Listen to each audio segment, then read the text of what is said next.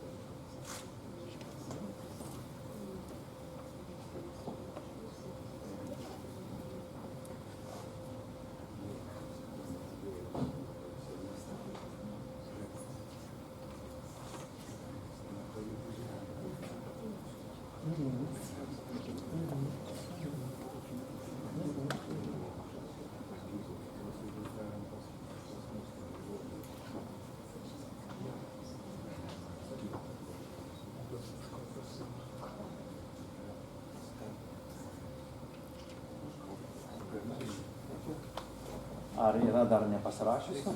Dar yra.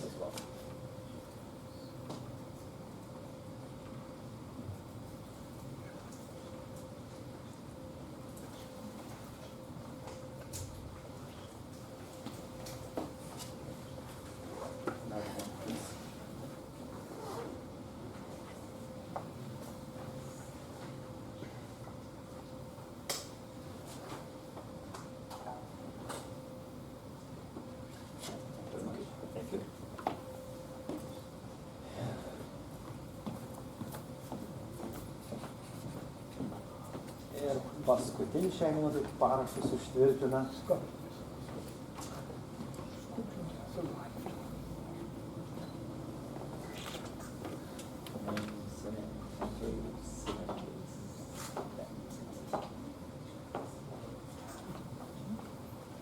So the last one, the last representative to sign the Declaration of Vienos is the representative of Scotland right now, and we will kindly ask all of those who signed the declaration to gather together here on the stage for a common photograph.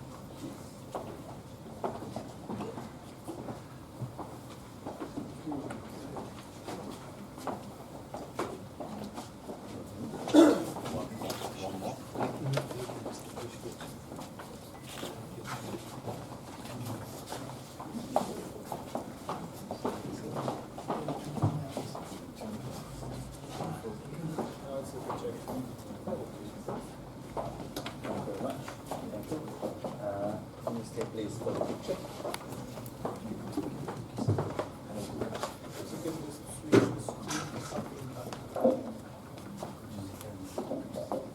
Maybe you should switch for a moment the projector because you. Yeah. Just for a moment.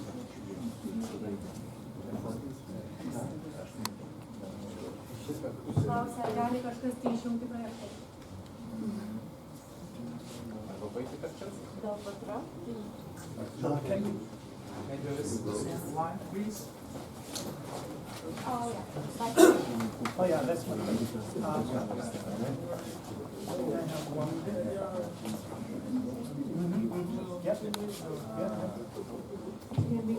Will show you. Will show? Okay. Come closer together, please.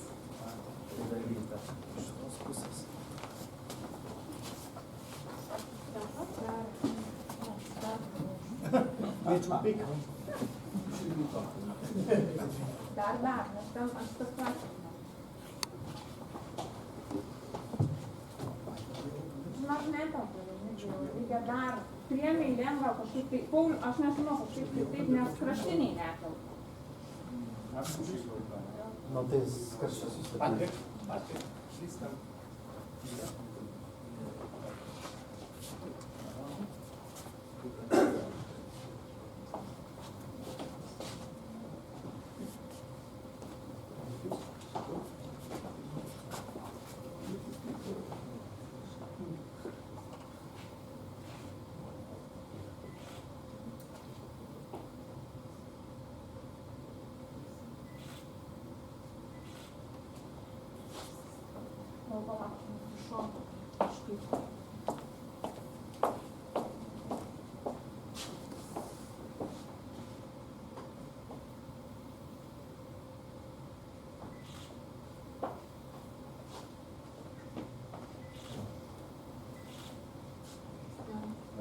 Okay, thank you very much, Thank you very and much. with joy, with joy, with joy.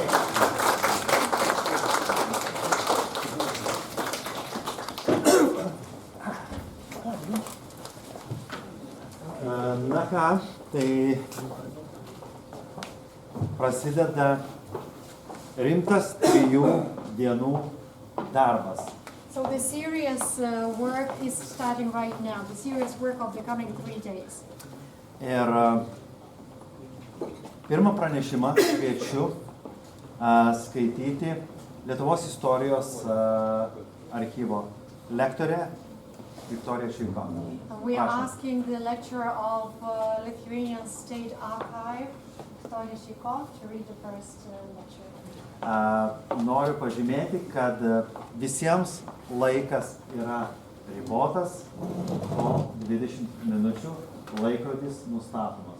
So every lecturer gets 20 minutes, the time is limited, and the clock sets to 20 minutes each time. Thank you.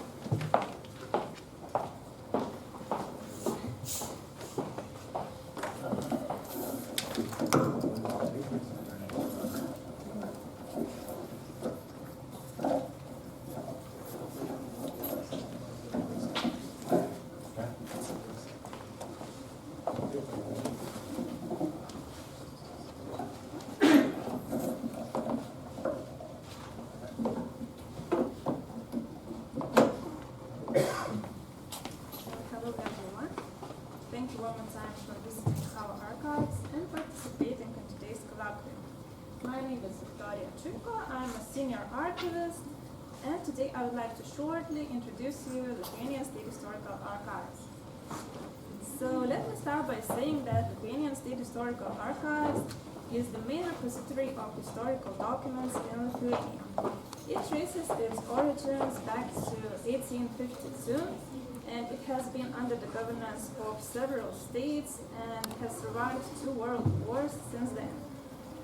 It also has changed its name and location several times. And today we are currently based here in this renovated building at Mindaugo Street 8 since 2017. Thank you. Lithuanian State Historical Archives preserves and makes publicly available not only institutional documents from the Grand Duchy of Lithuania, Russian Empire, the German government during the World War I, but also records of religious institutions and communities, also funds of individuals and families, civil status records, and many other document collections. If we try to visualize the preserved content of our archives, it may look like more than 17,000 linear meters of shelving space arranged with different types of documents. It is 1.5 million of items. The oldest document preserved by our archives is this liturgical book. which was created somewhere around the end of the 13th and the beginning of 14th century. Here you can see the extract of this liturgic book. It is written in Latin on parchment. And by the way, this is the oldest document which all Lithuanian state archives preserve. Let's talk about the services. Lithuanian State Historical Archives provide such services as search for information in archival documents regarding the specified topics, also issuing documents confirming certain legal facts such as births, marriages, or deaths. It is a significant part of our work, and our specialists issue around 4,000 certificates a year. We also carry out genealogy researchers, and our archives welcomes visitors in the reading rooms from all over the world. We do get requests, obviously not only from the citizens of Lithuania, but a great amount of the applications we get are from the people from all over the world. These are requests from usually from Central and Eastern Europe, such as Poland, Belarus, Ukraine, also from the countries of North and South America, for example, USA, Canada, or Argentina, also from Australia, Scandinavian, and other countries. As the genealogy research is one of our services which is requested to be provided on a common basis and is a significant part of our today's work, I would like to discuss it in a separate topic. So let me start with the statistics. During the past 5 years, Archivist of Lithuanian State Historical Archives has completed 2,020 requests on 246 families. We have created 44 genealogy charts of the noble families, and the rest of the charts were of the families of peasants. And overall, we have found 6,500 vital records during this time period. The requests for genealogy research are always on the list of applications we get. But is genealogy research really an essential need? If we try to evaluate this process in a common concept, obviously genealogy research is not essential. And if you could take a quick look on the well-known Maslow's hierarchy of needs, and knowing your roots is somewhere in the middle of this hierarchy, which means that people tend to think on such things as ancestry only when their basic physical needs are already satisfied. But if we are not talking about the physical needs only and try to think a little bit deeper, of course, genealogy research is one of the basic needs in self-determination of every human being. Why is genealogy research important? First of all, it helps us understand our heritage and cultural background. Genealogy research can provide a sense of identity and belonging and help us connect with our family members on a deeper level. Some family researchers are lucky enough to find their living relatives and even meet them in person. And genealogy research is the first and very significant step in, maybe the very significant step in the reunion with your ancestors still living. But often happens that discovered connections from our past remains only as a memory, and it is in our hands to keep and pass these memories to the future generations. But even though genealogy research can give us great opportunities, it could also be sometimes time-consuming and challenging. So let's talk about challenges and limitations of genealogy research. The first one challenge I would like to mention is missing or incomplete records. As we all know, many documents from our past were burned in fires or has disappeared during the wars, and there's nothing we can do about this, and we cannot fix or somehow recreate these lost materials, and that is why missing or incomplete records may be, they can make it difficult or even impossible sometimes to trace our ancestors' lineage.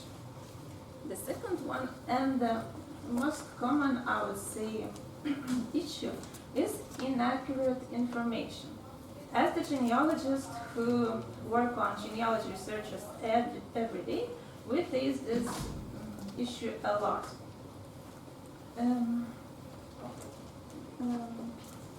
Vital records which were written earlier than 19th century also consist of a lot of errors and inaccuracies. These are always misspelled names, surnames, maiden names, dates and ages of people. These errors, if someone of you has had the chance to work on a genealogy research, you probably have noticed that these are typical barriers to the, which are typical to the vital records of peasants and not that common to the records related to the noble families. And that is why we must verify the same documented fact with the multiple resources to figure out if the written information is a fact or not. And another one difficulty which probably non-professional or beginner researchers face a lot is language barriers. As I have said, the Lithuanian State Historical Archives has been under the governance of several states as well as the territory of modern Lithuania. So the language used to create a written document has changed also. The vital records which are kept in our archives are written in Latin, in Polish, in Russian, and in Lithuanian. And it could be really challenging for foreigners and also for our local researchers to read and understand all this language. But all in all, I would like to say that the service of genealogy research provided by the Lithuanian State Historical Archives is always in great demand. It is also popular among the non-professional researchers. And nowadays, genealogy is closely related to the digitization of archival documents. And these are two topics that are of a great interest to many people today. And so let's move on to the digitization. The Lithuanian State Historical Archives preserves millions of units of handwritten documents, manuscripts, pictures, and other materials. The collection could be even bigger if many of the valuable documents from our past were not destroyed during the wars or fires, as I said previously, and it is important to anticipate such experience in the future. And that is why one of the reasons why digitization of the documents have become one of the main priorities of Lithuanian State Historical Archives lately. The important thing is that we do not focus on digitization itself, but our goal is to make all this material better available to the general public and research community.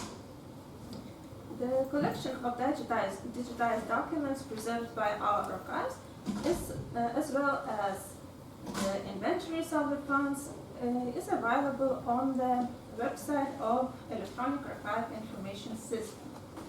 Over 4 million images are now put to the open access in the digital reading room of the system. Such significant document collection as the fund number 669 are now in the open access, and this is mainly the church records books, and which cover a long time period of about 4 centuries.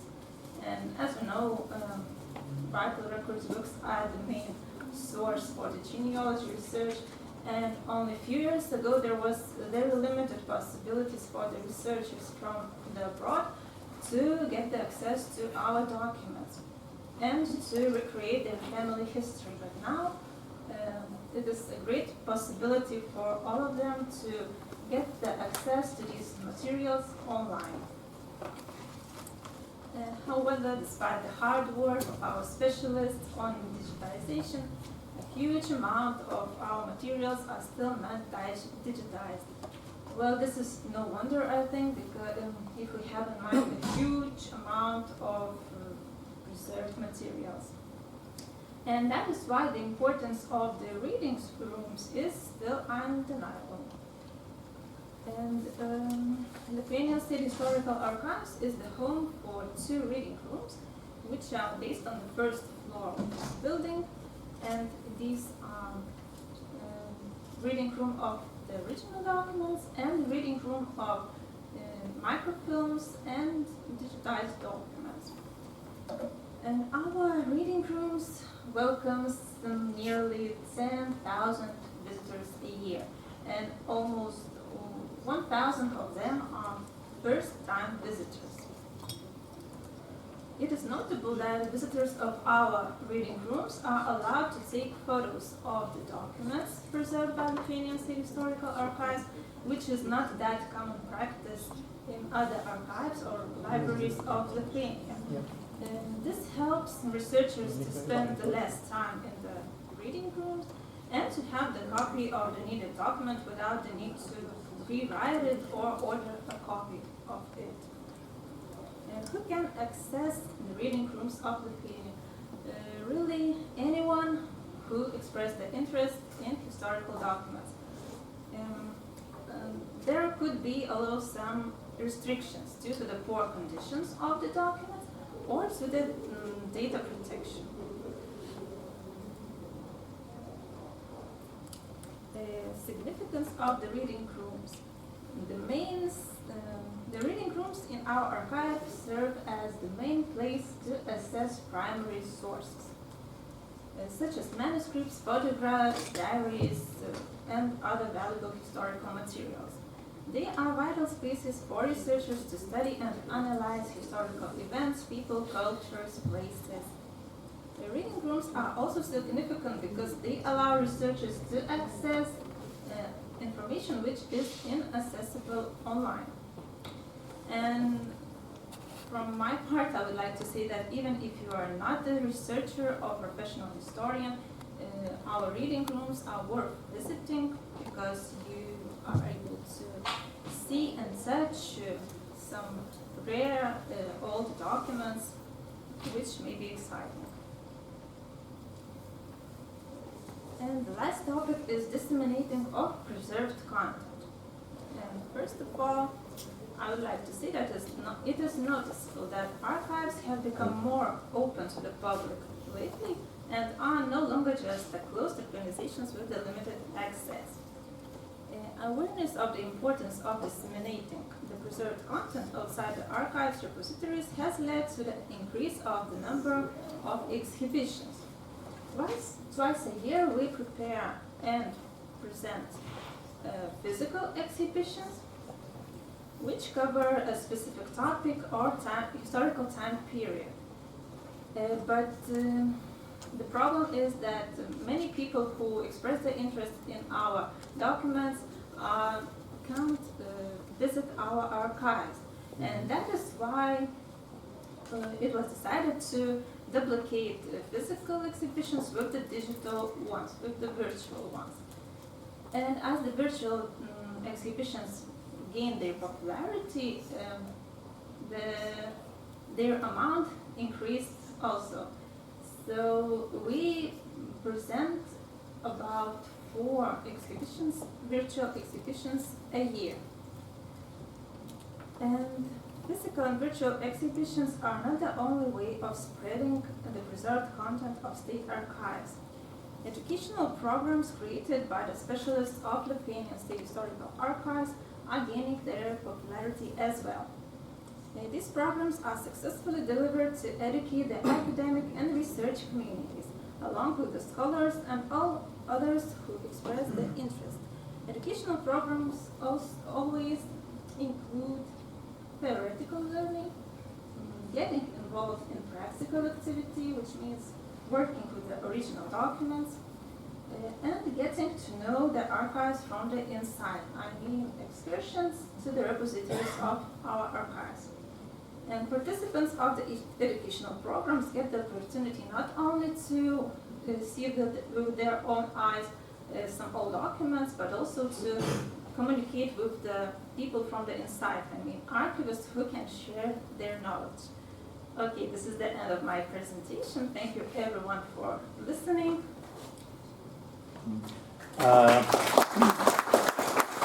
Ačiū Lietuvos istorijos archyvo darbuotojai Viktorijai už paskaitą.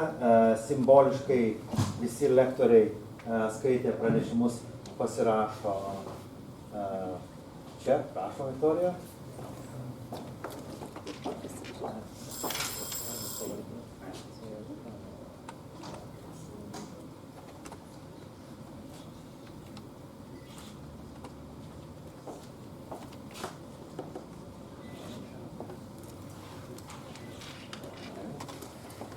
Na ir Genealogijos, heraldikos ir vekselologijos instituto įsteigto vardinių ženklų numeris 4. Už genealogijos, heraldikos ir vekselologijos mokslo tyrimuosius darbus apdovanojama Viktorija Čiko. Viktorija. Ačiū Jums.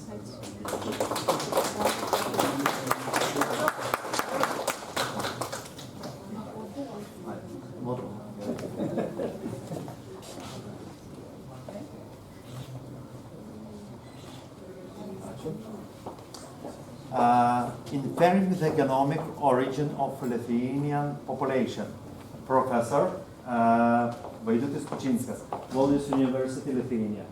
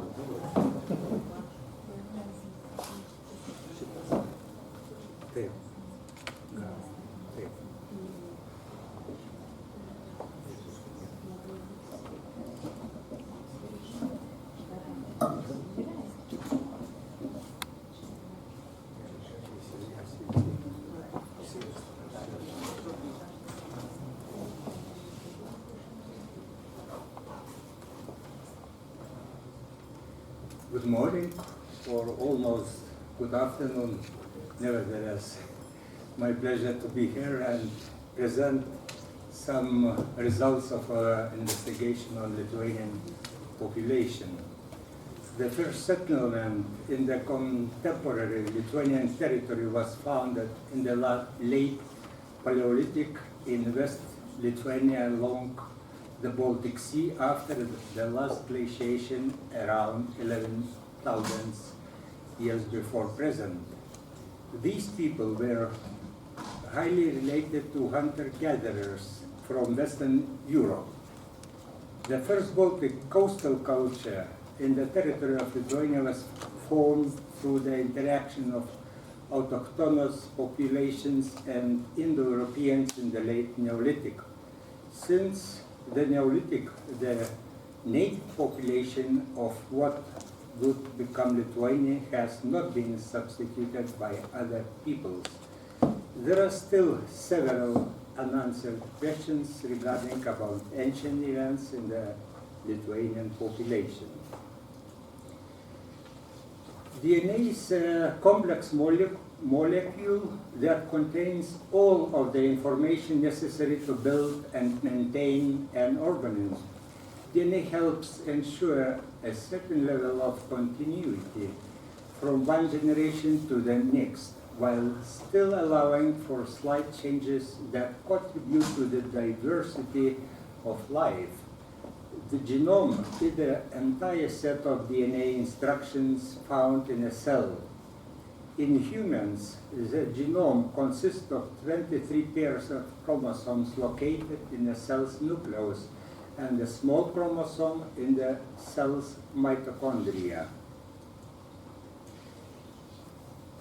Single nucleotide polymorphisms, it is called SNPs. If you are reading a news story where it says, for example, scientists find the genetic contributors to diabetes or some other condition or trait, you are probably reading about SNPs. A SNP, SNP is a one-letter place where your genome varies from another genome sequence. These single letter changes in our genetic code are placed all across our genomes. We can see that the pattern vary between people. You can see in this picture and even between populations. By analyzing SNPs, we can reconstruct the evolutionary history, origin, structure of the human populations, also analyze our genealogy. Evolutionary mechanism, the most important mechanism that lead to a change in allele SNPs, frequency over time are genetic drift, random changes of allele frequencies from generation to generation due to chance, gene flow, change in allele frequency caused by the movement of genes from one population into another, mutations can introduce a new alleles into a population and natural selection. We studied Lithuania, 425 samples, whole genome sequencing using technologies, and individuals who indicated at least 3 generations of Lithuanian nationality. And it included about more than 589,000 SNPs. And we divided Lithuania in 6 regions. One of the principal techniques is principal component analysis, and we studied Lithuanian and also Europeans in this, using this technique. And it showed that genetic structure of the European population correlates closely with geography.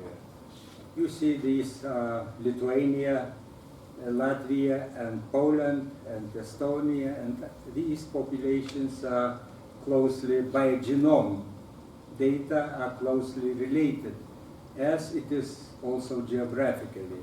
It means that geography is main component in distribution of genetic diversity in populations, not language, not other things, but geography is main thing. The same picture we find out in the Lithuanian population.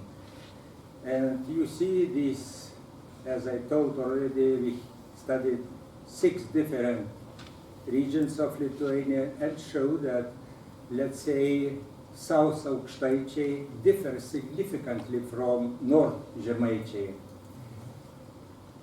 PCR of all modern samples displayed a tight clustering of Lithuanian samples, light green, this is partly overlapping the North European group, North European, in close proximity towards one of the extremes of the Eastern and Western Europeans cluster. These are West and East Europeans, present-day populations.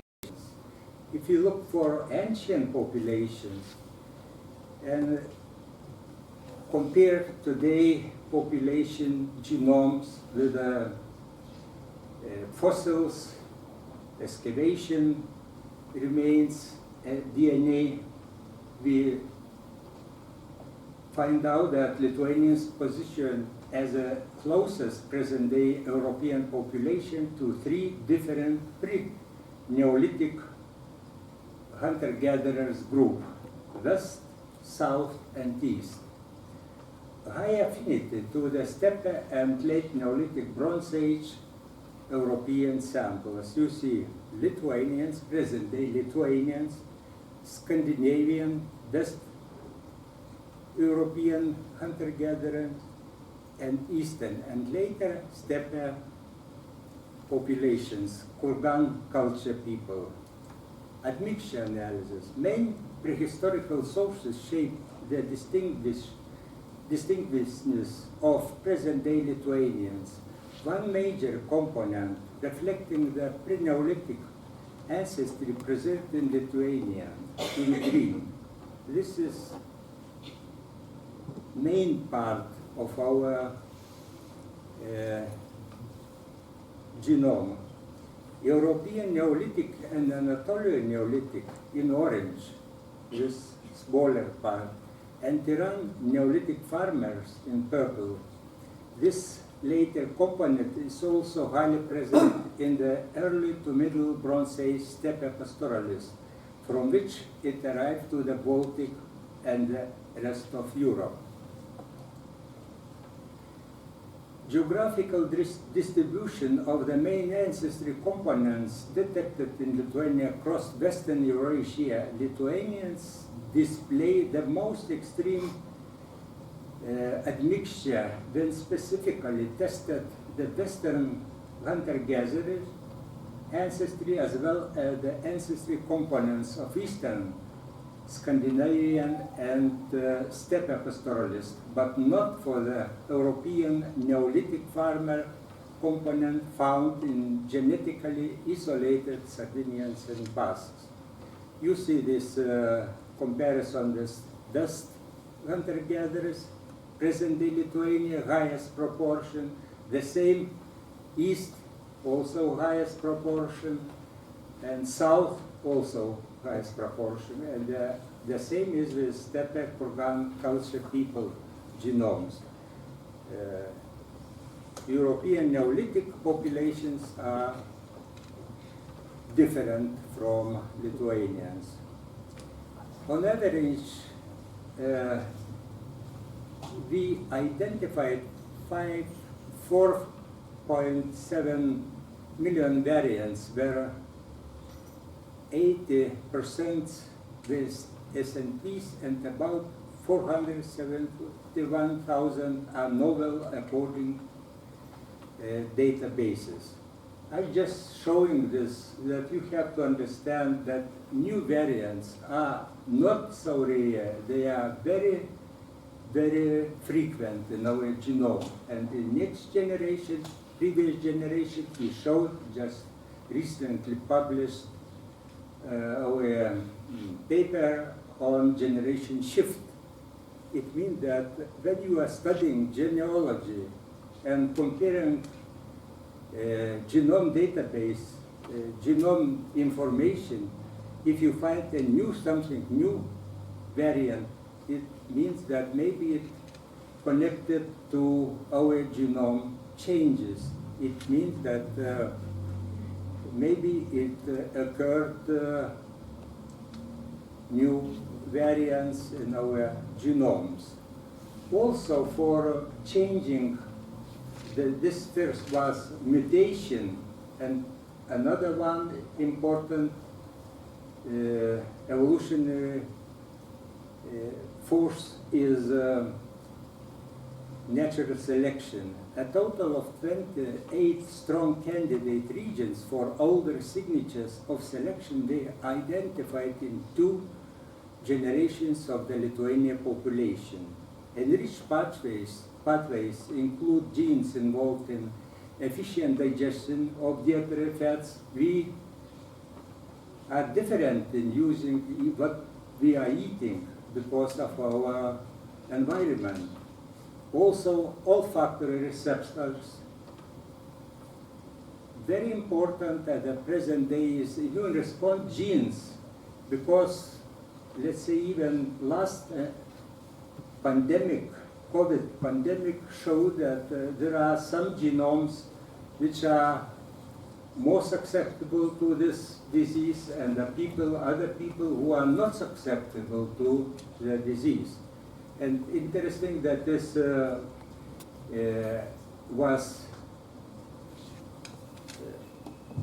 inherited from our previous close related humans. The Lithuania, the subject of this study, are of great interest, and they represent partially isolated populations. Thus, the genetic differentiation among the Lithuanian linguistic groups is quantitatively small, reflecting close genetic similarity. We not only confirm that Lithuanians preserve one of the highest proportion of Western, Scandinavian, and Eastern hunter-gatherers ancestry components found in European populations, but also that of steppe early to Middle Bronze Age pastoralists, which together configure the genetic distinctiveness of the Lithuanian population. There has been selection for lighter skin in Lithuanians to facilitate the production of vitamin D,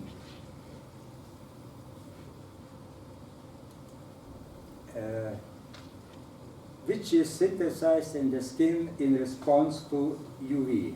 The Lithuanians, as the subject of the study, are of great interest, as they represent partly isolated population maintaining an ancient genetic composition and show genetic uniqueness in European comparison. Just for a change, I would like to show you, for a joke maybe more,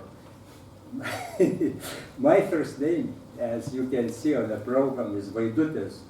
And because it was in a program, colleague from Olomouc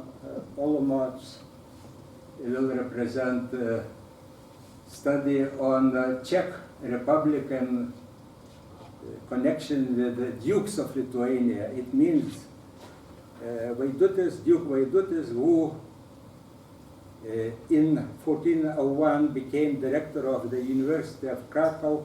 His grandfather was Grand Duke Kęstutis.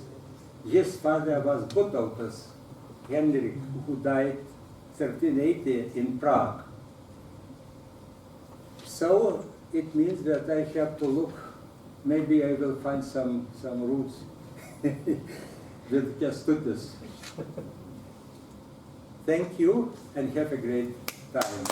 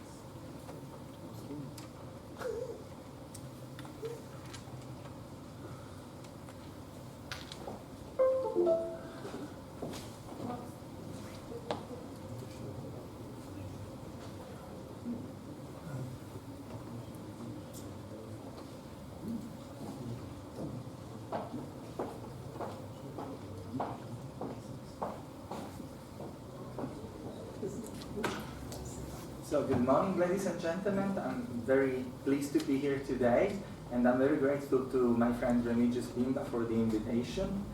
today, as a representative of Vilnius University, of the Department of Anatomy, Histology and Anthropology, I would like to share with you the most recent results of a very important study that regards the Radvila family, a very prominent family from Lithuania.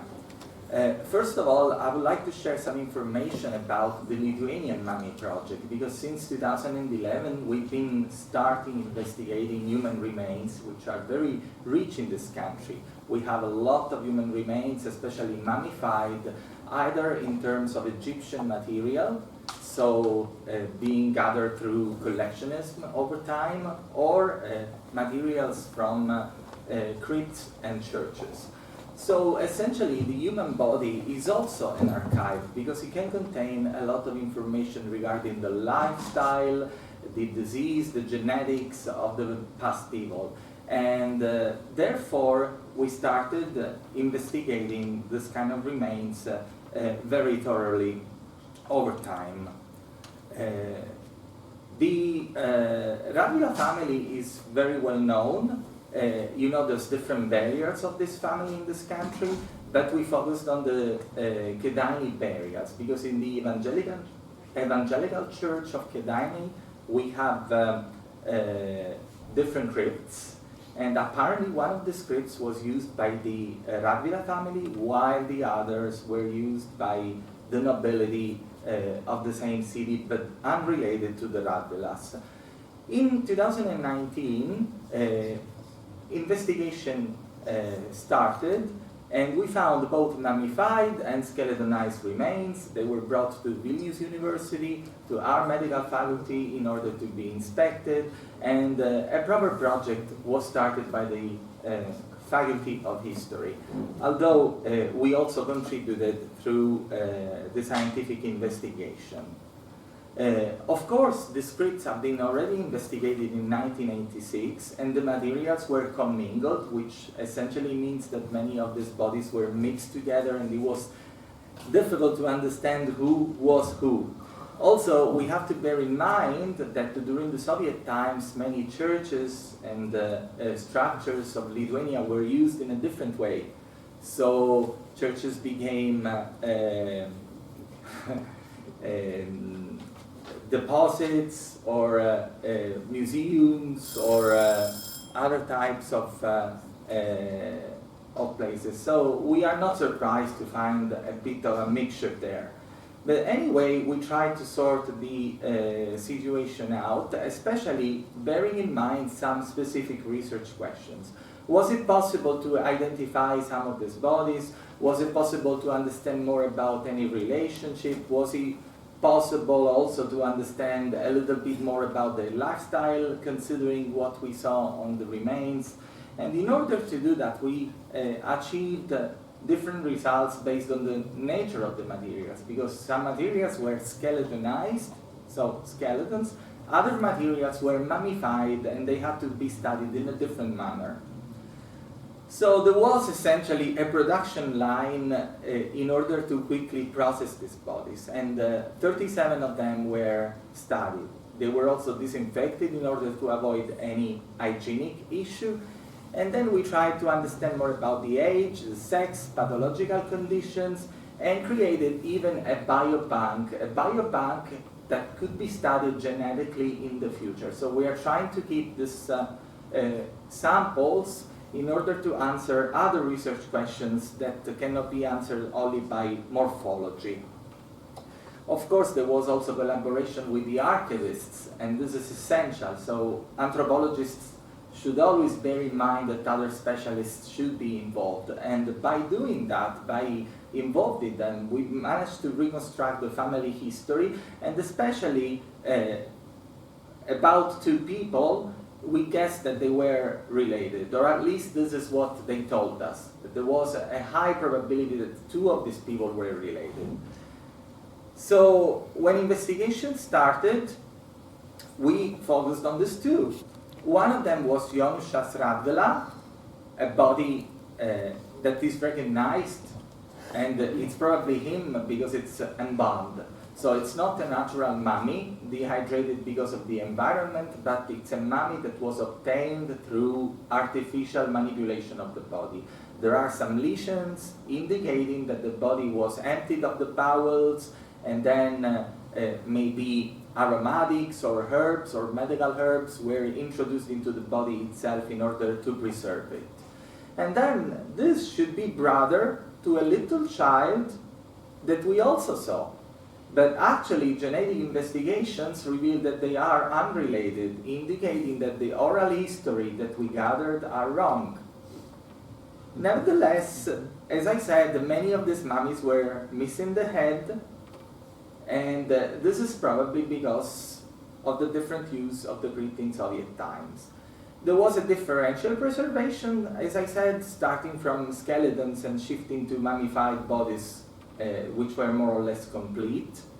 And also, demographically, we understood that the structure of this community was very similar to those structures that are typical of pre-industrial societies, which means that children were almost half of the sample. So as you see here. And as regards to skeletons, we managed to achieve some results by simply inspecting the bones, because the bones are not only a passive structure to give the muscles, let's say, a support, but they are also actively involved in our life, and they record some pathological conditions, some information somehow. So we found very interesting evidence. For instance, a case of gout. Gout, as you know, is a very well-known disease. It was called the disease of kings because it's related to eating habits, like, for example, a high-protein diet with meat, because of the accumulation of uric acid into the blood. And it's quite easily recognizable in skeletons because it leaves this kind of hooks on the bones. So, is he reflecting the level of the society? In my opinion, yes, because it reflects a good nutritional status. So it's compatible with the status of the citizens that we inspected. Secondly, we found evidence of an aortic aneurysm. You see it very clearly on this sternal bone.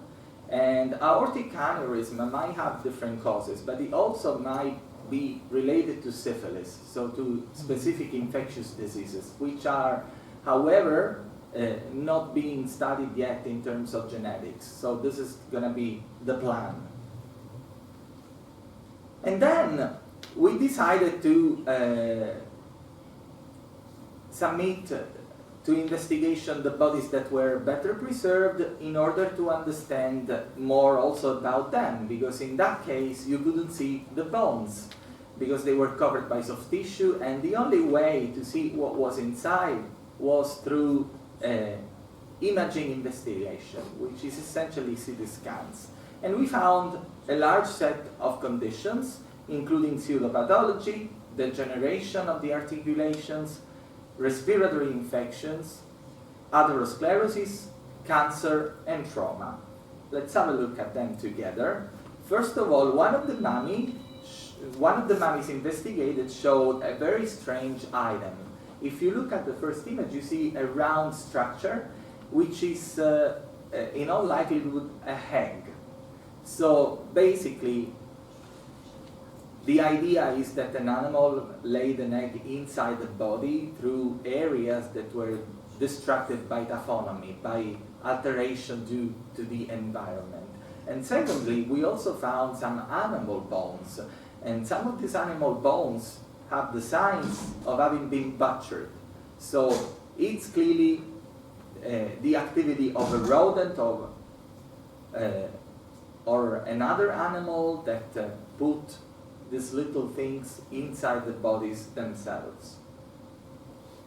Proceeding towards other cases, we found 4 examples of osteoarthritis or degenerative joint disease. Basically, some of these people were reaching an old age, and it's absolutely normal to find evidence of such changes. Like, for example, in the first change, we see the spine, and we see that some of the vertebrae are fused together. You see that little white hook there, and that's the sign of this condition. In the other case, we found the fusion of the hip bone with the sacrum, which is also quite normal in terms of degeneration, but it could also be the beginning of other conditions, such as, for example, what's it called?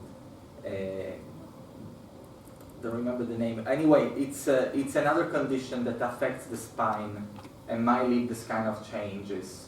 And then eventually we found some cysts in the points of articulation, which also reflect a degeneration of the articulation themselves. But the most striking case was probably the evidence of respiratory disease. We found evidence of calcifications. You see them like white little bumps or dense little bumps that are located in the thoracic cavity. So these were interpreted as a sign of TB, of tuberculosis.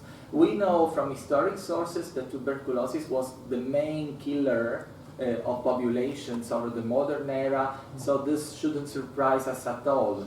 The interesting thing is that we still manage to see it in remains that are so old, and they have been undergoing changes due to the environment and to the dehydration process, because when a body dehydrates, all the internal organs change the shape, and it's difficult to understand what is what. So it was very interesting to see this evidence. And it couldn't be anything else, because we also thought about silicosis, for instance, but silicosis is like due to the when you breathe some sand or some dust, and in this case it's very unlikely that people from the nobility were working in a mine or something similar. Then a rich diet because we found evidence again of a disease that is connected to nutrition, and this disease is atherosclerosis, so an accumulation of fat into the arteries. We see very clearly that the arteries are very dense. They show these calcifications around the lumen, and this evidence to guess that the onset of this condition was related to diet. And why am I telling you this? Because we inspected historic documents, like, for example, the letters of Georg Forster. Georg Forster was a German professor of natural history here in Vilnius University, and he described the nutrition of Lithuanian people at that time. And he emphasized the fact that these people from Lithuania were eating very little fruit, no greens. They were eating a lot of food cooked with animal fat, and they were using a lot of salt, and they were drinking a lot of alcohol. All of these indications are suggestive of the fact that atherosclerosis, in this case, is related to behavior, to nutritional behavior. And on top of that, we also know that this population, it can also be affected because it has a genetic predisposition towards this condition. There is a study that was recently published, and it's clear that atherosclerosis is a problem among these people.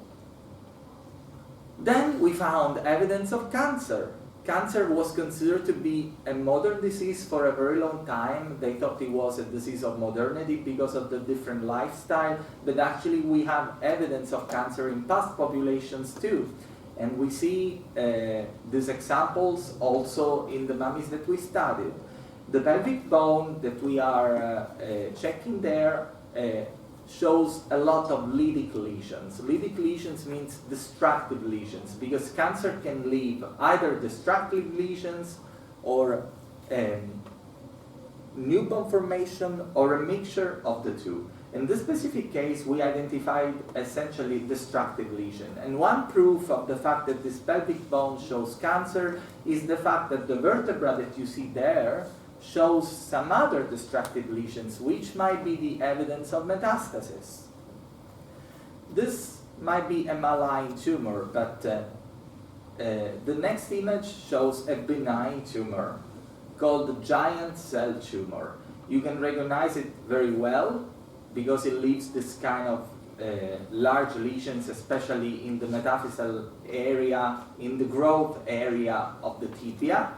So the location of the lesion suggests that this is a giant cell tumor. Then we also found another evidence, probably what could be considered a trauma that was later cared for through a trepanation, because the margins of this lesion are very neat, so they show some healing of the bone, and that might be related to the fact that this individual got a trauma and survived for some time. Also, the fractures that you see around the lesion, essentially these fractures here, are typical radiating fractures. When you infer a blow onto the head breaks, and there are some lines that resemble the rays of the sunshine. So essentially, this is what we guessed about this individual. Well, all of this gives more or less an indication about the life of these people, how life was like for the Ghedini family. And of course, this is only a preliminary work on 9 of the mummies, but further genetic studies and the use of the biobank will certainly open up new possibilities to understand how these people lived, how they died, and what they suffered from in Lithuania. So, thank you very much for your attention.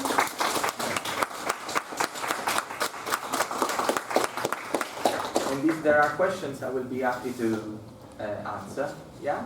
Yeah, I would like to just to say that the gout, I think it's a metabolic, inherited metabolic disorder, and also the habit to have marriages in between related persons. It shows a bit different, not only diet.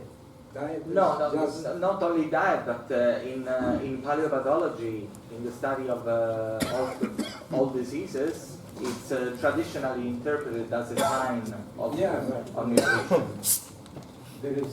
There is an influence, let's say, a direct influence of the behavior of the subject into the onset of the condition. Yeah, if you eat meat, it makes some problem if you have predisposition and change. Exactly, but what I would like to say is that the people in the modern era, especially the nobility, were definitely eating raw meat, and this was also emphasized by the study of isotopes, so it was proved also chemically.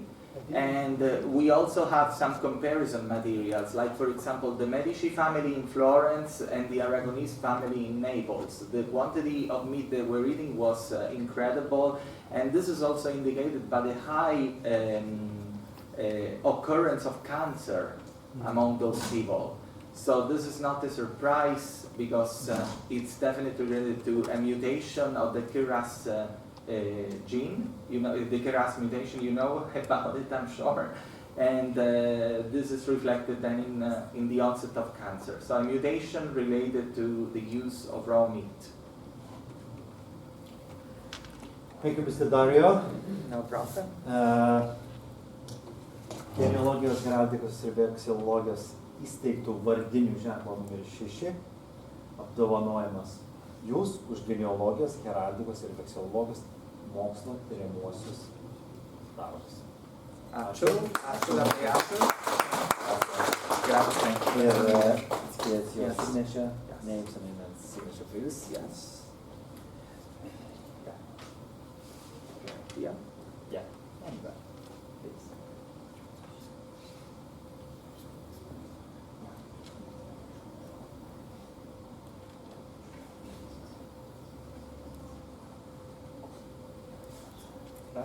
Grazie a lei. Ir aš atsiprašau, dėl LRT turėjau išbėgti iš salės. Profesoriau, vardiniu ženklu numeris 5 už genealogijos heraldikos ir visologijos mokslų tyriamuosius darbus. Už tyriamuosius. Ir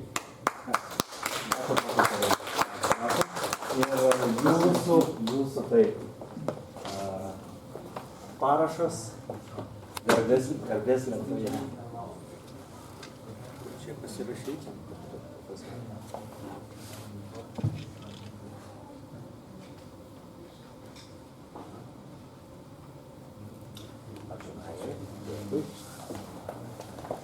Now I'm happy to be in your company.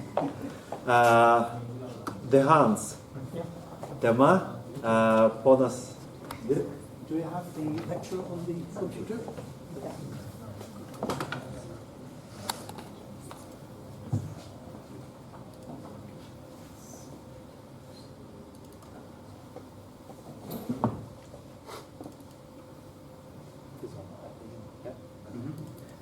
Should I speak a little bit quicker? Yes, we're out of time.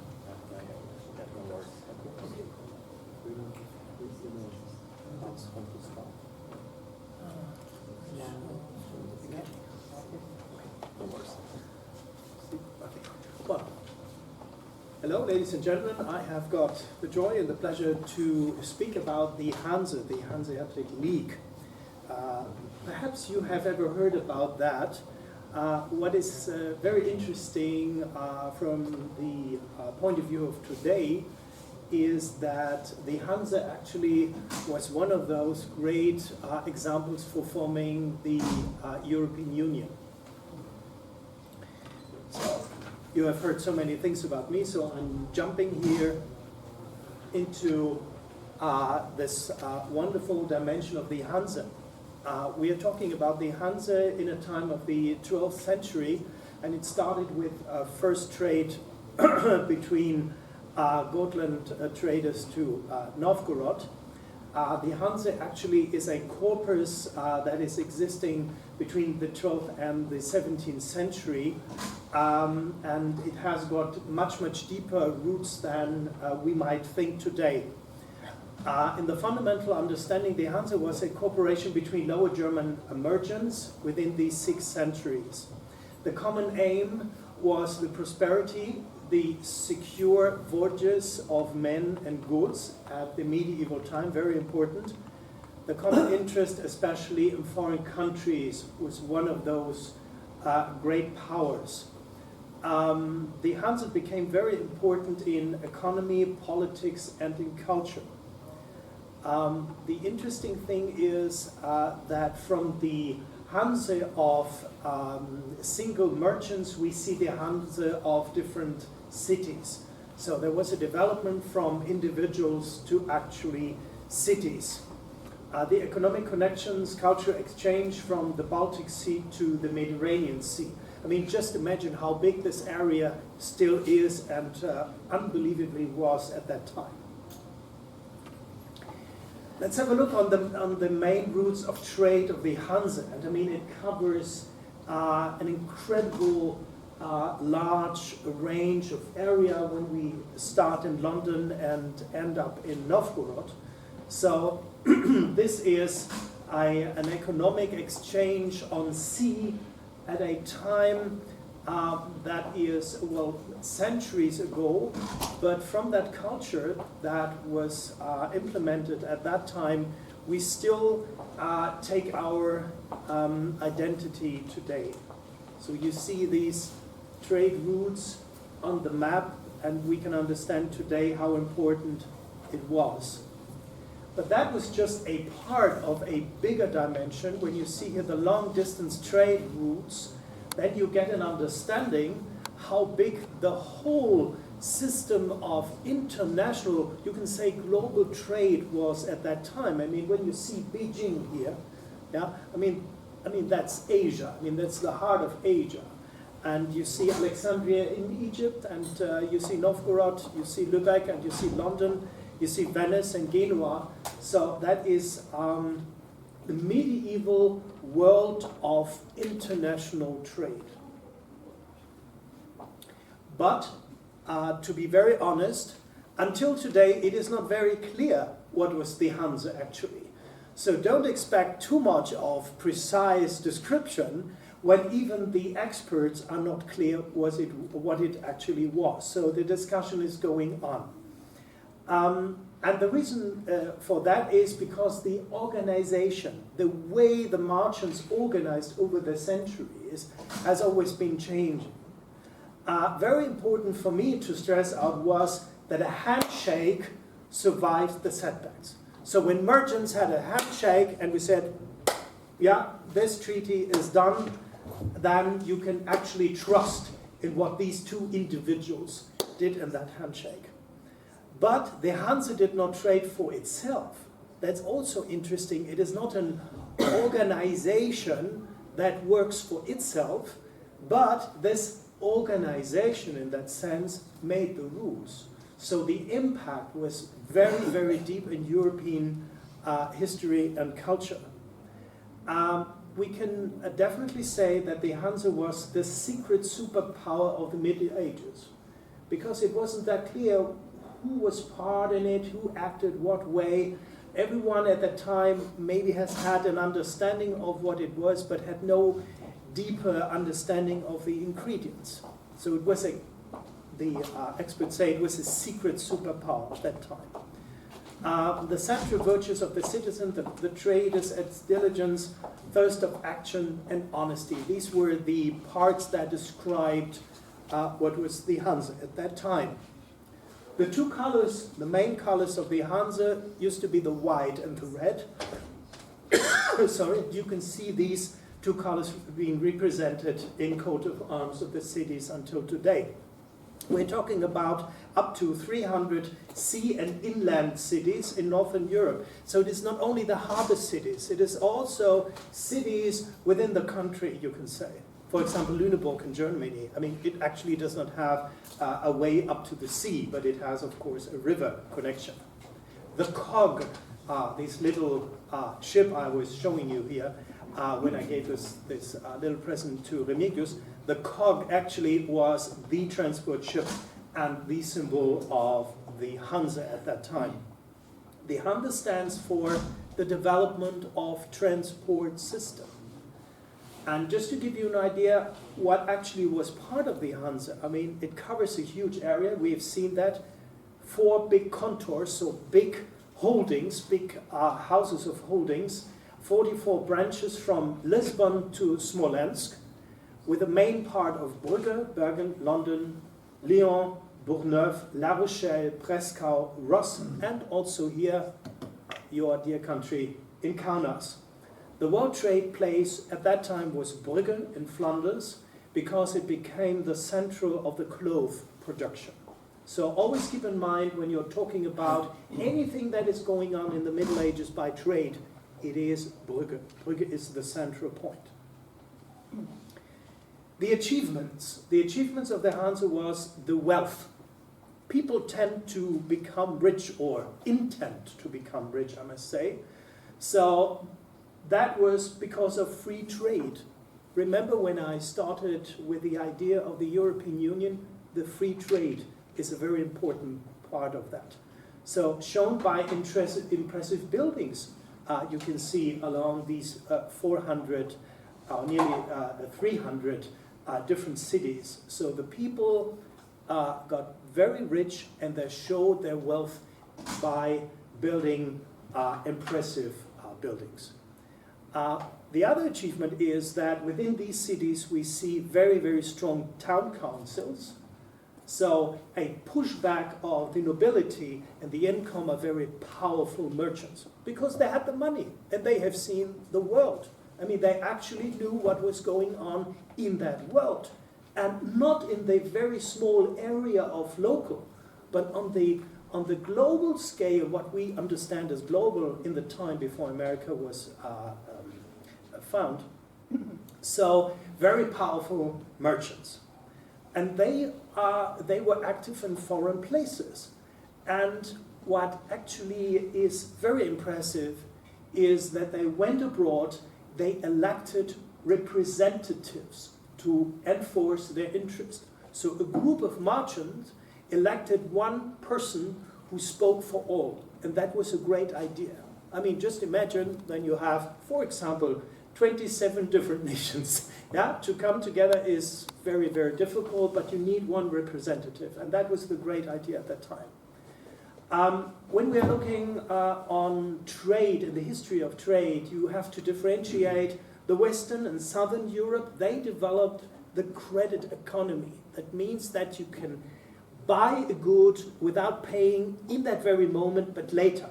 Yeah? So what for us is normal, that was actually coming from that time. That was invented at that time. It was extremely innovative.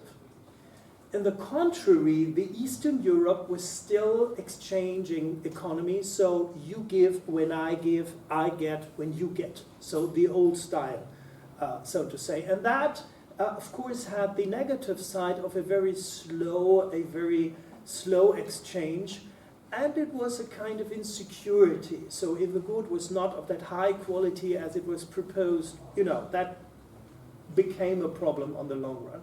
So Western and Southern Europe in contrast to Eastern Europe. I could, of course, not show you 300 different Hanseatic cities, but I went to Lübeck 4 weeks ago to take some pictures to get you an idea of how these Hanseatic cities look like. And I choose Lübeck because in this invisible superpower, Lübeck is the queen among all of them. So it is not really the center, but historians think that most of the developments started in Lübeck.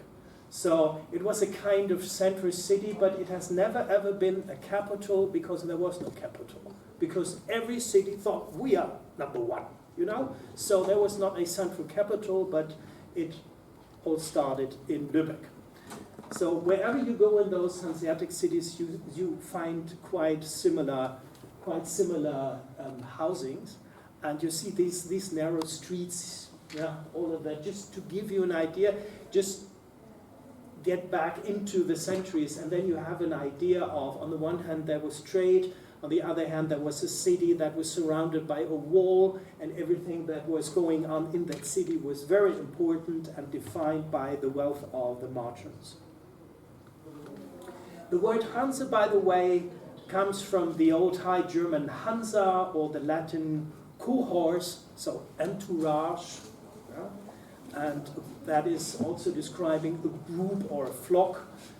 It also comes from Hanso, so Germanic for community. And as I said, it is used until today for a unique political power in the medieval world. It was not sovereign because it was no state, it was no person, but it was economically and militarily very successful. Remember, one of those things that made the Hanse was to grouping the merchants and going to different areas, and the security aspect was very important. So they had their own army, they had the chance to protect their goods and their merchants. So economically and militarily, the Hanse became very successful. And you see that even if you go further down the timeline, when you just imagine that we see German merchants from Köln, in London in the year of 1157. I mean, that's incredible. I mean, just imagine what was going on at that time. That was the beginning of the big cathedral building. But, I mean, in the understanding of economy, yeah, that is very, very early. So perhaps we will find out more details in the research in the next decades. And we are talking about single groups that actually formed the Hanse. So single groups that became more and more powerful. The beginnings up to the middle of the 13th century, as I mentioned, the Hanse of the merchants, the century trade, the society would change in. We've seen an explosion actually of the population, and we have seen new markets also connected with the Crusades at that time. We see sea traders in the 12th century to Gotland. Gotland became a hub of exchange. We saw the foundation of Lübeck in 1143 as a center of development, not a capital. And important trade routes in and back to the city. Again, the Baltic Sea plus northern Russia, where they handled corn and wood, wax, skins, and furs.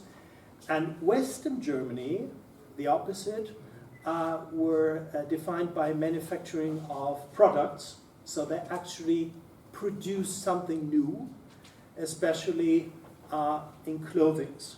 And also wine, of course, was very important to exchange between East and Western Europe. As I mentioned, again, there was no date of foundation, only small local structures combined. And there is no single central document of foundation, not comparable with what we signed today. So it is not clear how it all started, but definitely there was no constitution, there was no single or central document. It all has been a free associations of merchants who wanted to become, believe it or not, rich. And they wanted not only to become rich, but also powerful. And so that was their understanding of a common acting. And then you get an idea of when you have a very powerful and rich city of Lübeck, you see the foundation of the dome of the Cathedral of Lübeck that is celebrating its 850th anniversary this year. Very impressive. Just to give you an idea, there is a clock inside. Yeah? I mean, a clock within the church shows how much wealth there has been. Just a very, very short overview. This is a typical merchant's townhouse, so it is not the actually living house, but it is both. It is a storage and it is a center of trade. Yeah, very, very slim, but it has got different floors, different stories where they could put in the goods. Then the next historic development between 1250 and 1400, that was the most important time. The pacification of trade, so that there was peace within those who traded with each other. The merchants sent representatives, but that was the clever trick. They sent representatives, so they were not acting in their own person anymore, but they had people who acted for them. That was tricky. So you do not have to go the long way to another city, but you send someone who acts in your name. That was very tricky. So they were not alone, they were selling in different places. And you got an idea of how powerful a merchant's family, for example, could have become. And the end of the traditional small grouping now became the big traveling of merchants. That was a commercial revolution with growing activities and alliances everywhere in Northern Europe, without any power of state involved. There was an emperor, but he was not even asked. But the merchants did. And they let participate the emperors by paying taxes. That was the clever part of it. So, as I said, from the exchange economy, we saw the development of the credit economy. The development of cities without protection of the emperor. Yeah? Because at that time, when it became very, very powerful, there was no emperor in the Holy German Empire. Yeah? So they did it on their own, so to say. There was another development that still today see on stage, that is the development of annual fairs, of big markets. And you remember when I was talking about Brugge and Flanders, the Hanse also boycotted the Flanders, Brugge, because they had a quarrel on taxation and all of that. So they were strong enough by saying, no, we don't take any goods from Flanders anymore. Just imagine at that time. Yeah? We see the first so-called Hanse Day, so an assembly with political, economic decisions. So the most important people, not politicians, not kings, but representative of merchants, came together and decided what to do next, freely, without a constitution, only in the common interest of becoming rich and powerful. very interesting. There was no constitution. We don't even have a member list of each of those meetings. The Hanse did not have an own currency. They did not even have own servants that you can see, oh, that servant works for the Hanse. And why do I think this is important? Look at the sentence here. The decisions were found not by the majority, but after the principle of unity, the negotiating up to the consensus. That means not the majority decided the yes or no, but the merchants under themselves were talking about the good and the plus and the minus, so to say, within their own world. And they found a way that everyone could be a part of it. And remember when I said the EU, the European Union, actually is following that principle. It is not the majority that decides, but it is the consensus. That makes it so extremely long. I'm a local politician. I do know politics, how long it can take. But it is important. And I think that is the role model for the future. Because a smaller country and a bigger country are on the same level. So it is not the majority, but it is the understanding that we have to find a consensus to work together. And that comes from the medieval time of the Hanse. And that was not only German, don't get me wrong. It was European. It was European. Another big example, just to see the size of those buildings, the Church of St. Marien in Lübeck, built at that time. You see the town hall of Lübeck. This is the outside, maybe because of that dark stone, a little bit strange, but just have a look inside. This is from outside another upstairs, but here you see the inside from the medieval time. Power, wealth, importance, that is shown here. So when the representatives elected to the town council, most of them were merchants, they knew exactly what to achieve and they brought wealth to the city of Lübeck. That is the backside, just to give you an idea of that brilliant building. And of course there were crises and there was a decline because it does not exist anymore. The Hanse is over. The decline of importance came by conflicts as normal and by greed, when only money is the only importance. When people want to be richer than the neighbor, want to be more important than the neighbors. The forming of states was also something that made nearly impossible the Hanse, because the states, the territories, the countries, so to say, became more powerful. So the merchants were set back in their power. So the starting of the states. Of course, many wars, the Black Death, all of that caused a decline. And the relocation from east-west trade routes a little bit further down to Nuremberg, Augsburg, Frankfurt, Leipzig, Krakow. So from the northern part of Europe to the middle German part of the trade routes. And that was the reason why, for example, Leipzig became that very, very important. So the bigger competition in trade and production, all the other countries, of course, also learned a lot. The discovery of America, the growing conflicts of interest, no common active action anymore, the declining of power, also due to the shipbuilding by the Dutch. Here you see the course of the Black Death in Central Europe. Another part of that, as I said, Leipzig became more important in the middle of Germany. You remember Augsburg, the Fuggers, of course you've ever heard about the Fuggers, so the whole importance became further down in the middle of Germany, the Reformation, the 30-Year War, all of that brought the Hanse to its end.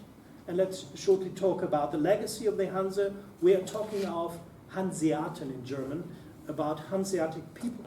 These are considered very cosmopolitan, very urban, very sober, reliable, aristocratic, and a little bit stiff. Stiff. So rich, important, but stiff. So, and the Hanseatic cities in Germany, you will know that is Lübeck, that is Hamburg, Bremen, and Rostock. Until today, very important cities. I've been to this great European Hanse Museum in Lübeck for preparation of this lecture, and it was very incredible. Just to give you another short medieval picture here of the Hospital of the Holy Spirit. You see the wealth of the city, and here we have remainings of the Hanse. In the year 2020, expert found a 400-year-old shipwreck from the Hanse, and an expert said, there has never been such a well-preserved ship from the late Hanseatic period before. So that is unique. They will take out the ingredients, and hopefully they will rebuild this ship. Let me end with this, and then I'm coming to my final statement. Let me end with this. Perhaps you have ever seen this most beautiful building I fell in love with. This is the so-called Holstentor, a city gate of Lübeck, built in 1464 by Gothic brick construction. It is just one of two remaining gates. Lübeck, by the way, is on the list of the UNESCO World Heritage. And within that door, that is the backside, by the way, and in that door you can see here, there is a wonderful inscription, Concordia Domi Foris Part, a wonderful motto, unity inside and outside peace. May this be a motto for the European Union and all the other interaction of states in the future. Thank you very much. I hope that is good enough. It's all right. Thank you very much. Can you sign it once again, please? Yes. Yeah, okay. Another one. Somewhere? Somewhere, yeah. Please.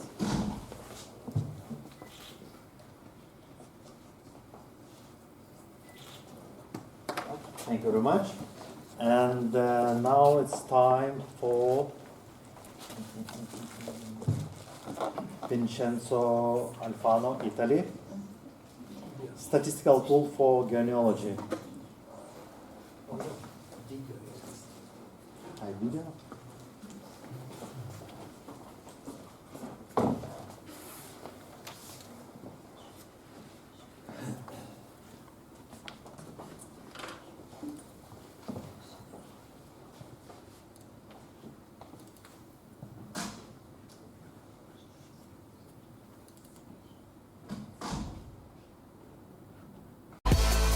Jam 20. Jau 700 metų.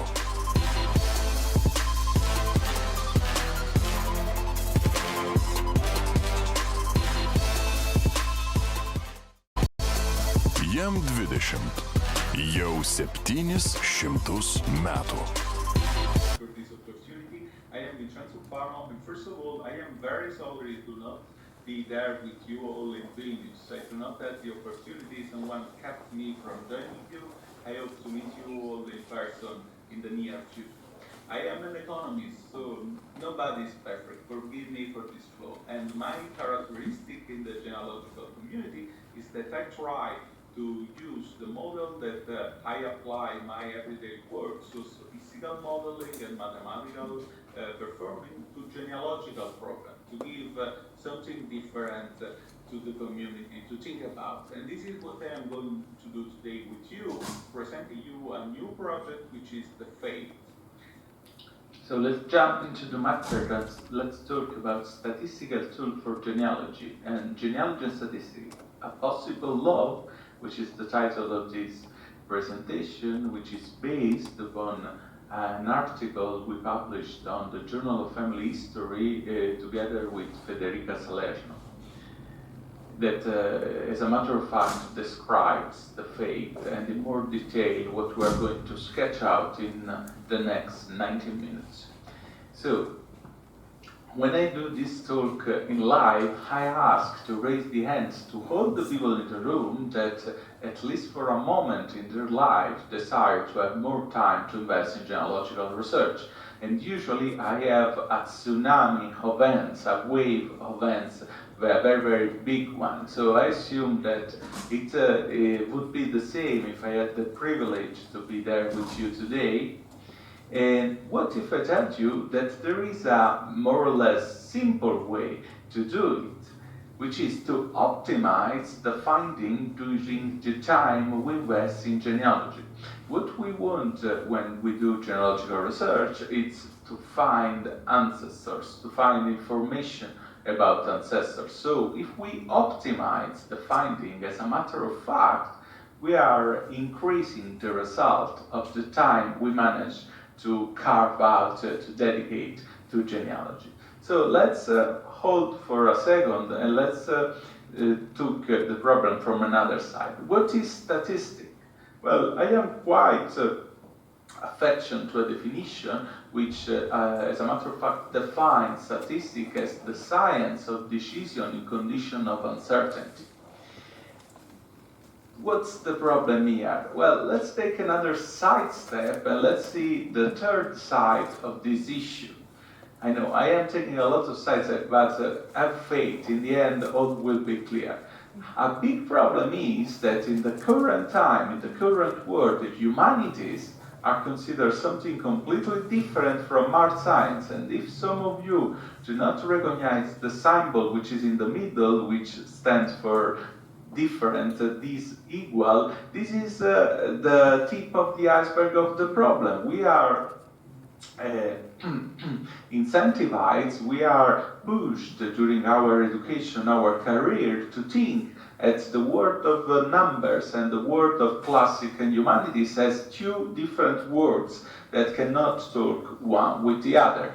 Please take a second to realize that it has not always been like that. This is quite a modern conception of how the world of knowledge should be compartmentalized.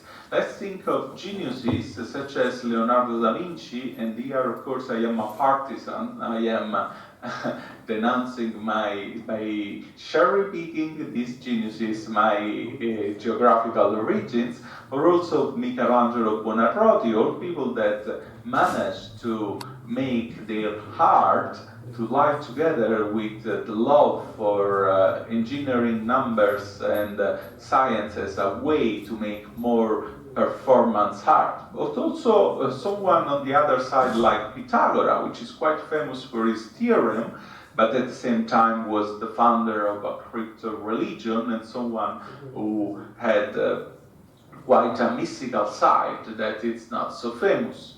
So all these geniuses and many, many others, such as Donatello, Galileo Galilei, the very father of modern science, and so on and so forth, were people for which the distinction between humanities and art sciences made no sense. Now, it is true that, of course, back in time, ancient people knew less things that we do nowadays, and so it was easier to treat knowledge as a whole. But it is also true that the modern epistemology and all the distinction in sector, which are a modern invention, are a simplification for us, which with our limited analytical tool are not able to look at the gnosis, at the knowledge as a whole. But this doesn't mean that knowledge is compartmentalized and that the distinction are a real barrier that we cannot overcome. So let's come back to genealogy, which is the argument we are going to face today. How many decisions in condition of uncertainty we do take in genealogy? So many. Just think of something simple that I'm sure all of you have done many, many times, like looking at the death act of an ancestor. We do not know when he died, we do not know where he died, at what time in history, and in the end we take a lot of decisions taking into account this uncertainty, and we manage to find it. So we can push this argument so far to say that also genealogy, such as statistics, is a science of decision in condition of uncertainty. So let's keep a practical approach and let's look what do you do when you look for the death act of an ancestor. So basically, there are two strategies. The first one, we may name it a brute force approach. We start from the year of birth of these ancestors, or from a year very, very back in time, very, very far away from his death, and we look at each and any year after it until we find the death act. Or we estimate the most likely year in which this death could have occurred, and we start looking around this year. What I propose to do to you here is exactly the same thing, only estimating this death year in a better way than what you do while taking an approach which is not based upon scientific data. How do we do that? Well, there is a huge pillar from which many statistical results are built, which is the central limit theorem. In short, this very complex theorem, and I beg your forgiveness if you are a statistician or a mathematician for the huge simplification I am making here, but the theorem affirms that the sum of a big amount of normal random variables which are independent among them generates a variable which is still distributed as a normal random variable.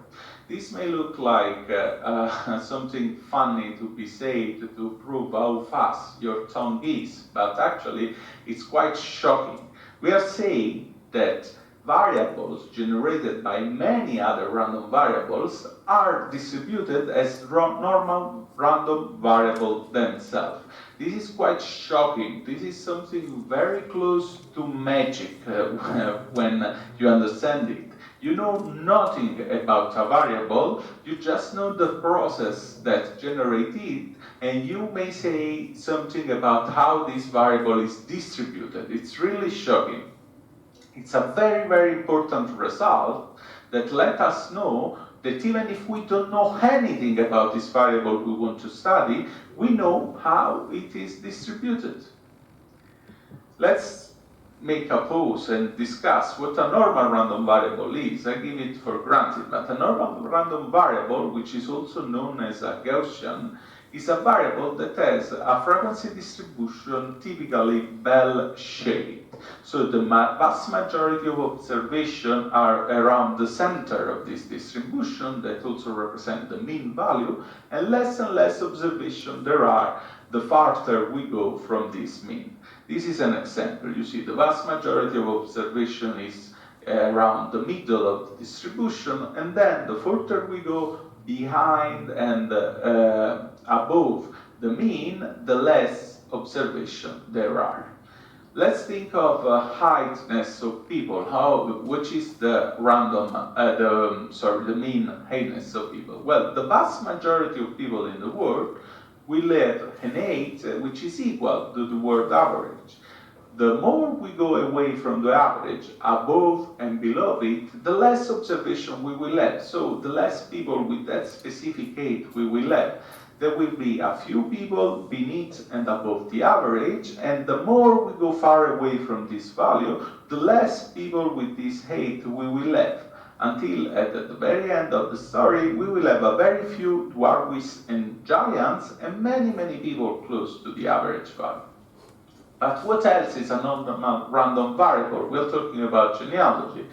Well, the central limit theorem may suggest that also the length of life is a normal random variable, and thus the distance between the birth act and the death act may be distributed as a normal random variable.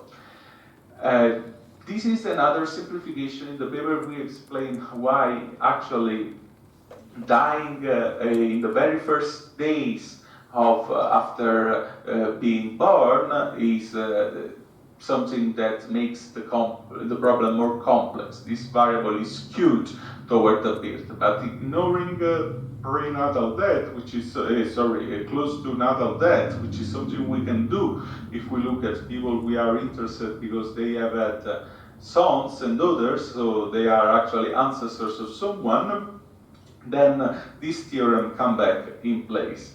The length of life, of course, is due to a number of factors, such as how long the parents lived, how long the grandparents lived, which kind of food we ate, how many hours of sports someone practiced, where he spent his time, and so on and so forth. Also, think at something complex, such as the probability of experiencing an accident, each one which is specific value, and so on and so forth.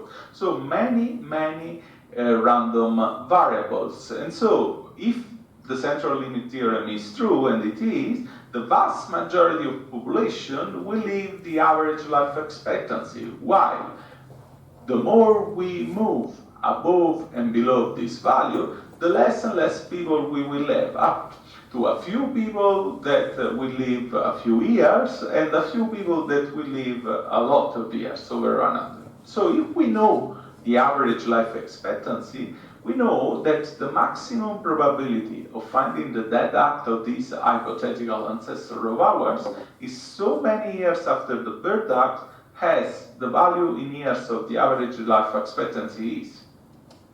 Why? Because in this year, the random normal variable, years of lived, gets its maximum value. It's the peak of the belt. In more formal terms, the probability is maximum in A star, where A star is equal to n plus average life expectancy, where n is the birth act of the subject, so the year in which he was born, and the average life expectancy is the sum of the years lived after. Another results tells us that if the act is not where the maximum probability suggests it should be, then the maximum probability becomes the year after and the year before it. So once we know A star, the maximum probability, if the death act is not in correspondence of that year, will be in A star minus 1 and plus 1. And so on and so forth. So we can go in A star minus 2 plus 2 and so on and so forth. This suggests us an algorithm. Once we know the year in which the probability is the maximum, so A star, we can look at the year of the death act in that specific year, and if it's not, we can look at register the year before, the year after, the year before, the year after, and so on and so forth, until we find it. In this way, we are maximizing the probability of finding the act we are looking for, and therefore we are minimizing the time necessary to find it. Now, there is a huge problem. How do we compute average life expectancy? Well, average life expectancy depends on some characteristic of the subject. So, the more information I have about the subject, the better this estimation of average life expectancy will be. To make an easy example, women tend to live more than men, and in Italy, in the region of Campania, life expectancy is lower than in Lombardia. Therefore, the average life expectancy of an Italian born in 1980 is a worse average life expectancy prediction for a man that was born in 1983 in Napoli, if we compare it with the average life expectancy computed for only males that were born in Campania in 1983. In other terms, the more information I have about the subject, the better my estimation of its or her average life expectancy will be. But there is more. What else is a normal random variable? Well, the years of celibate. What is more random in life than when one finds his or her own half? And so it's the year before becoming a parent. So we may apply the same reasoning to find not only death acts, but also marriage or birth acts of ancestors of our interest, if we know, of course, the birth or the marriage year. In this way, we may estimate the year of the first wedding, moving the average age at wedding of the subject, which, as before, is as close as possible to our ancestor. Similarly, we will have a year in which the probability to find that this act is maximum, which is A star, which will be equal to n plus the average marriage age. And also, we may compute the year of birth, knowing the year of marriage, by doing the year of marriage minus the average life expectancy at this time. So, what's left? We know theoretically how to use statistics to maximize the probability of finding the act we are interested into, but we still need to compute average life expectancy and average marriage expectancy. So there is a good news. This is what I automate for you. This is what we did for you. Gathering data from a number of different sources, we look to the best estimate for Italian average life expectancy and average marriage expectancy since the 17th century. So this is a brief number of sources. I send you to the article for better information about it. Just quickly, let me present how the tool works. So you should just launch the app, which is in Excel format, and you can have in different languages the option to choose what you want to estimate. So the date from the year of birth, the date from the year of marriage, the marriage from the year of birth, or the birth from the year of marriage. Once you choose it, you will have drop-down menus to put in the data of the people you are interested in estimating the height, so birth year, gender, and where it was to. Once you insert this data, the apps automatically relies on the data I showed you before to calculate the most likely year in which you will find the date birth of marriage act, also showing you the distribution. This is a brief example. And voila, the time that you dedicated to genealogy in this way is optimized. Thank you very much for the attention. Thank you very much, our friend from Italy. And time now is for. And here there are also the reference of the article I wrote together with Federica Saler describing more in detail all the procedures that led us to build it. And finally, if you are so generous that are willing to cooperate somehow with me to expand this project, or why not, for future different projects, here you have also my email. Thank you once again very much for the attention, and see you next time somewhere, maybe in the wonderful Vilnius. Thank you very much. Time for Virginio Baptista, Spain.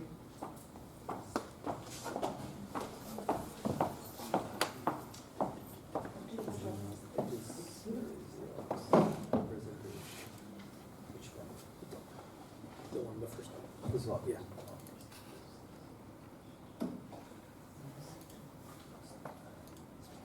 Okay. Start. Hello everyone, my name is Renginio and I will follow my friend Vincenzo. And as he said, if you want to save time, why don't you use Family Search too? I say that, I mean, he talked about saving time. I say, well, you can save time and we can help you at Family Search with your research.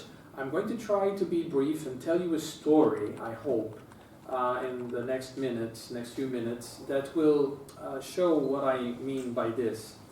Many of you know Family Search and use Family Search in different manners, and Family Search is now over 125 years old, if you want to say it like that, and it's one of the biggest, if not the biggest organization in terms of genealogy and family history in the world.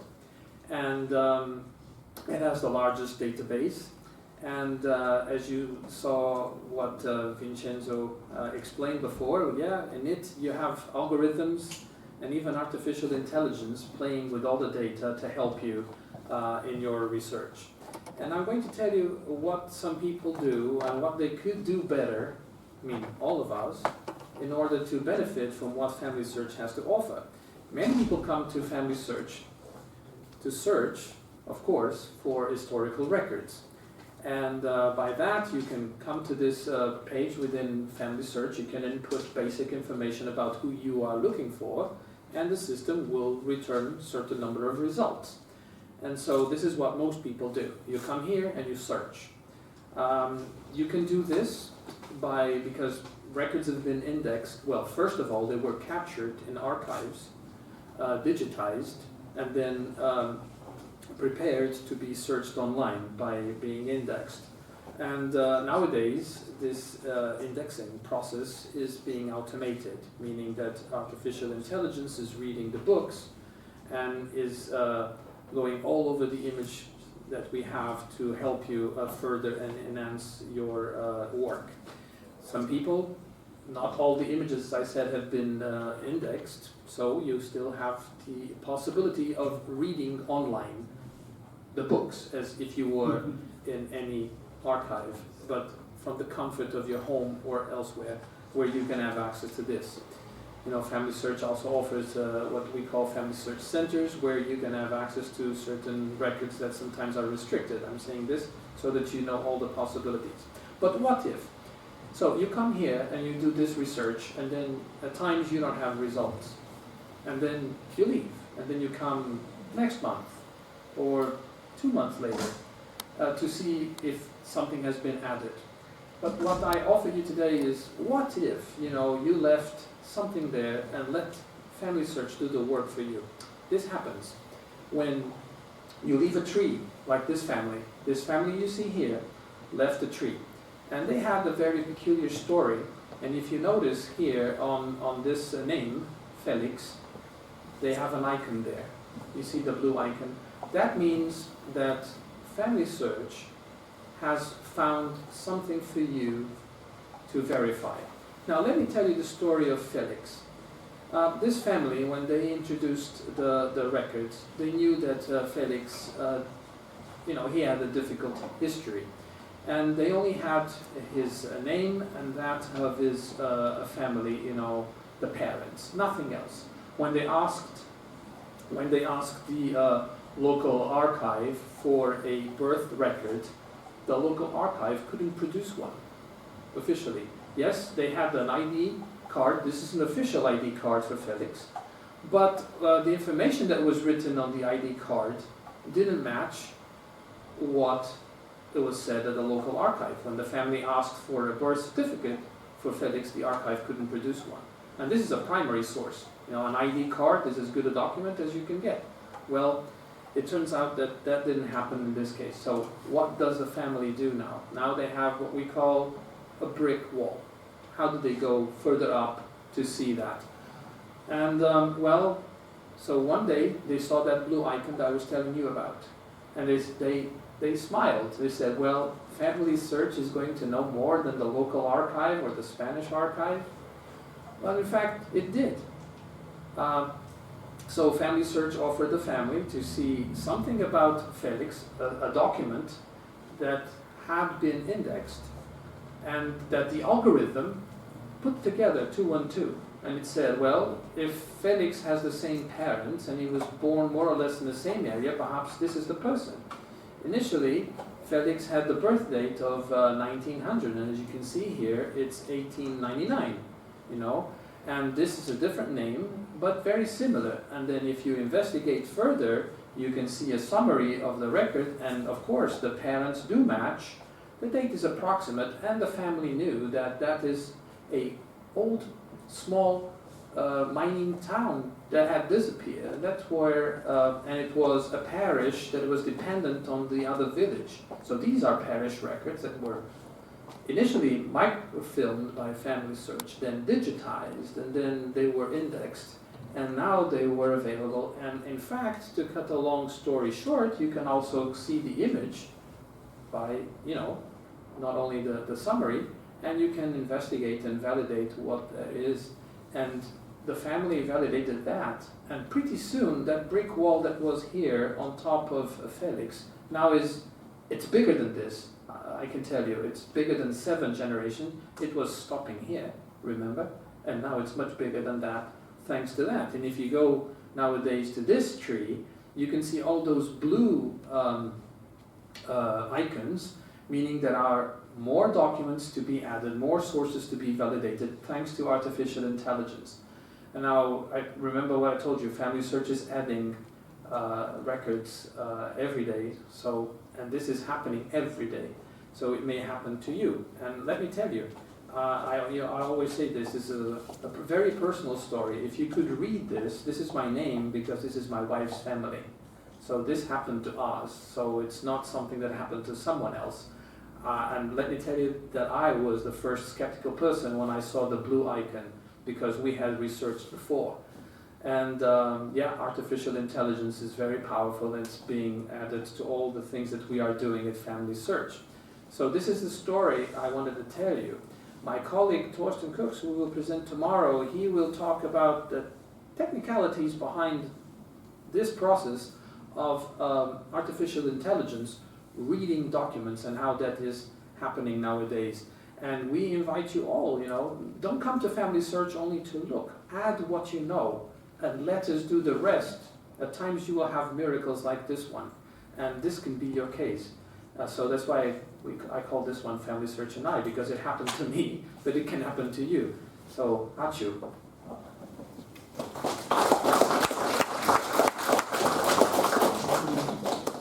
Ačiū labai. Thank you very much. Ir dabar padarysim trumpą pertrauką. Pusę valandos pertrauką. Norėjau, jeigu galima, publikai pasakyti dėl tą, ką čia.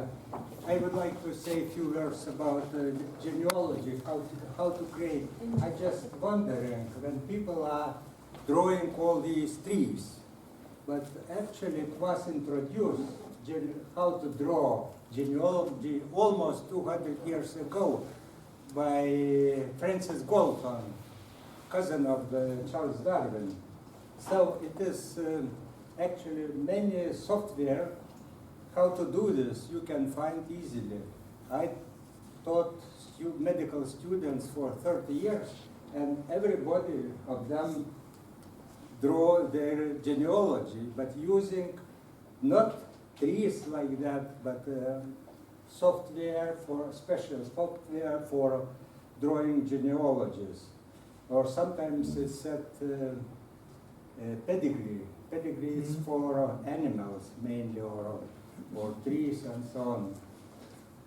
So I suggest to you, genealogists, to use all these software, not because it's not informative. You have to have all information about all members of the family, right, and also to show connections and relatedness in the family, who is brothers, parents, and so on. It's very important. Also, you have to not only to draw dukes in the pedigree, but maybe also some other people, sons and other people who were. When I started to do this during Soviet times, all people said, "Oh, what are you asking? It's like KGB." Because they knew how to do and to collected all this information. So my suggestion for you, and it will be very useful and also very, very important, because we are drawing this as I am a medical geneticist.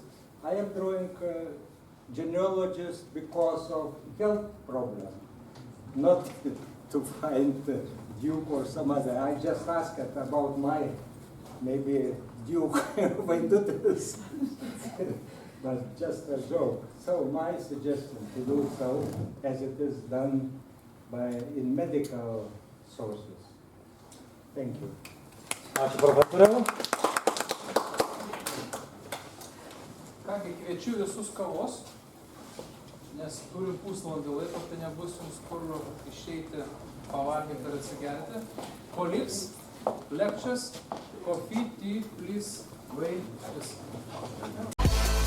Jam 20. Jau 700 metų.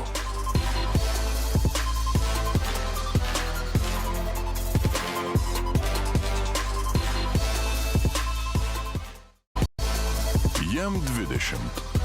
Jau 700 metų.